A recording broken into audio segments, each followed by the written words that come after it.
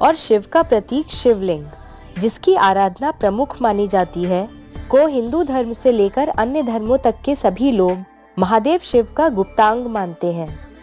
भारत में पहले मुगलों फिर ब्रिटिशर्स के आने के बाद शिवलिंग की आराधना को लेकर अनेकों तथ्य सामने आए। मुख्यतः अंग्रेजों तथा मुगलों द्वारा शिवलिंग को शिवजी के लिंग की संज्ञा दी गई और दुर्भाग्यवश सनातन धर्म यानी हिंदू धर्म के लोगों ने भी बिना किसी आपत्ति के इस तथ्य को स्वीकृति दे दी।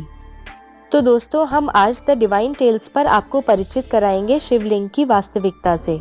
हम यह भी बताएंगे कि शिवलिंग को क्यों एक पवित्र प्रतीक के रूप में पूजा जाता है। इस वीडियो को कृपया पूरा देखिए। दोस्तों, देवभाषा संस्कृत के कुछ शब्द हिंदी शब्दों से मेल खाते हैं, परंतु इनके अर्थ भिन्न होते हैं। उदाहरण के लिए योनि शब्द के दो अर्थ हैं।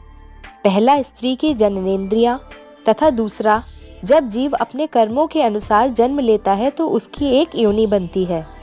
ऐसे ही एक और उदाहरण है अर्थ, जिसे शास्त्र के संदर्भ में भी प्रयोग किया जाता है और पैसे के संदर्भ में भी, और इसका एक अर्थ है किसी चीज का मतलब बताना। तो हम देख सकते हैं कि एक ही शब्द के तीन अर्थ हैं, तो जो अर्थ जहाँ पर उपयुक्त होता है उसका वहाँ प्रयोग किया जाता है। इसी प्रकार लिंग शब्द के भी दो अर्थ हैं। संस्कृत भाषा का ज्ञान न होने के कारण लिंग शब्द का अर्थ गुप्तांग लिया गया, जबकि संस्कृत में लिंग का अर्थ होता है प्रतीक या चिन्ह। इस प्रकार शिवलिंग का अर्थ है शिव का प्रतीक या शिव का चिन्ह। यदि हम व्याकरण पर एक दृष्टि डालें तो लिंग के तीन प्रकार बताए जाते हैं, जो कि स्त्रीलिंग, पुल्लिंग तथा नपुंसक लिंग है। तो क्या इसका अर्थ है कि स्त्री का भी लिंग है? जी नहीं, बस यही हम त्रुटि करते हैं। शब्दों और उनके अर्थ की जानकारी न होने के कारण हमने अन्य धर्मों को भी पूजनीय शिवलिंग का मजाक बनाने का अवसर दिया। तो अब जानते हैं कि शिवलिंग का क्या अस्तित्व है और क्यों इसकी पूजा अर्चना की जाती है। आकाश, शून्य, ब्रह्मांड, अनंत और निराकार शिव का प्रतीक होने के कारण इसे लिंग का नाम दिया गया। स्कंद पुराण के अनुसार आकाश स्वयं एक लिंग है। शिवलिंग वास्तव में ब्रह्मांड की आकृति है। ब्रह्मांड में मुख्यतः दो ही चीजें उपस्थित हैं, पदार्थ एवं ऊर्जा। शरीर पदार्थ से निर्मित है तथा आत्मा ऊर्जा से। इस प्रकार शिव पदार्थ का प्रतीक है तथा शक्ति ऊर्जा का। शिव व शक्ति के मिलने से शिवलिंग का निर्माण हुआ है। अनेकों लोगों का सोचना है कि शिव व पार्वती, शक्ति व शिव तथा स्त्री व पुरुष का मिलन शिवलिंग है, परंतु ऐसा सोचना उचित नहीं है।